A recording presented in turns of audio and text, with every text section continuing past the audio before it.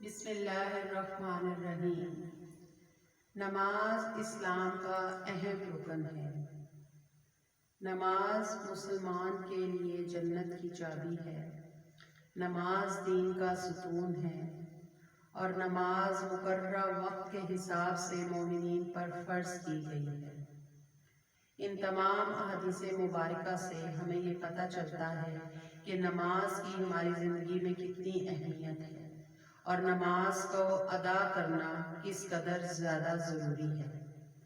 آج ہم قصر نماز کے بارے میں پڑھیں گے، جو کہ مسلمانوں پر اللہ پاک کا ایک خاص انعام ہے۔ یہاں پر سب سے پہلے یہ جاننا ضروری ہے کہ قصر نماز کیا ہے۔ سفر میں 4 رکعت والی نمازوں کو نصف کر کے پڑھنا قصر کہلاتا ہے۔ ان 4 رکعت فرائض والی نمازوں میں ظہر، عشاء اور عصر شامل ہیں۔ قرآن کریم میں اللہ پاک نے نماز قصر کا حکم دیتے ہوئے ارشاد فرمایا ہے، ترجمہ: اور جب تم زمین میں سفر کرو تو تم پر کوئی گناہ نہیں کہ تم نماز میں قصر کرو، یعنی 4 رکعت فرض کی جگہ 2 فرض پڑھو۔ اگر تمہیں اندیشہ ہے کہ کافر تمہیں تکلیف میں مبتلا کر دیں گے، بے شک کفار تمہارے کھلے دشمن ہیں۔ اس آیہ مبارکہ سے ہمیں قصر نماز کا حکم ملتا ہے، لیکن یہاں پر ہمیں ساتھ اس بات کا بھی پتہ چلتا ہے کہ قصر نماز کا حکم تب ہے جب کافروں کا خوف سر پر ہو۔ اس بات کو سمجھنے کے لیے ہم حدیث مبارکہ صلی اللہ علیہ وآلہ وسلم سے رہنمائی لیتے ہیں۔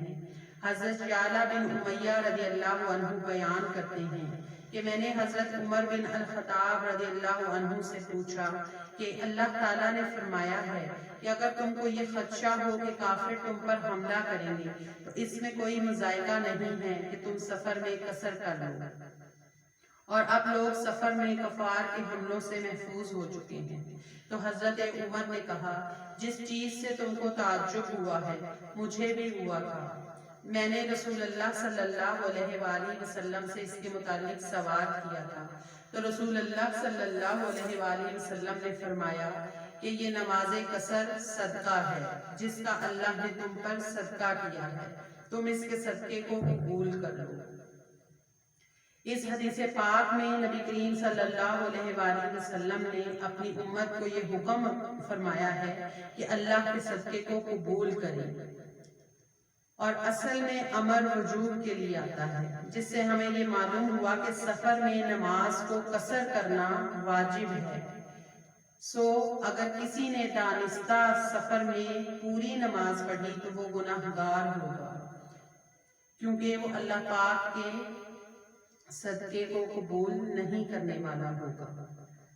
اب یہاں پر ہمیں یہ دیکھنا ہوگا کہ مسافر کون ہے۔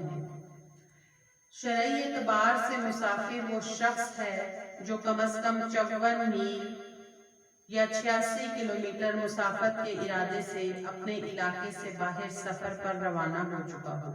اس پر واجب ہے کہ وہ فرض نماز میں قصر کرے، یعنی 4 رکعت فرض والی نماز میں 2 رکعت فرض ادا کرے۔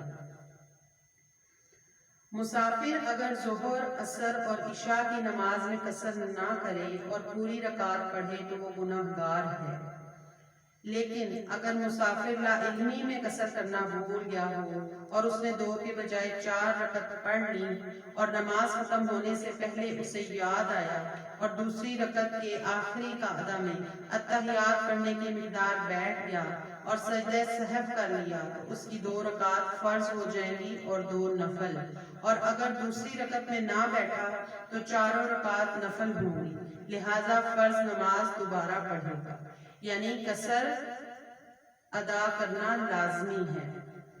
اب یہاں پر دیکھتے ہیں کہ نماز قصر ادا کرنے کا کیا طریقہ ہے۔ نماز قصر ادا کرنے کا طریقہ حضرت ابن عمر رضی اللہ عنہ سے مروی ہے کہ انہوں نے حضور نبی اکرم صلی اللہ علیہ وآلہ وسلم کے ساتھ حضر اور سفر میں نمازیں پڑھی ہیں۔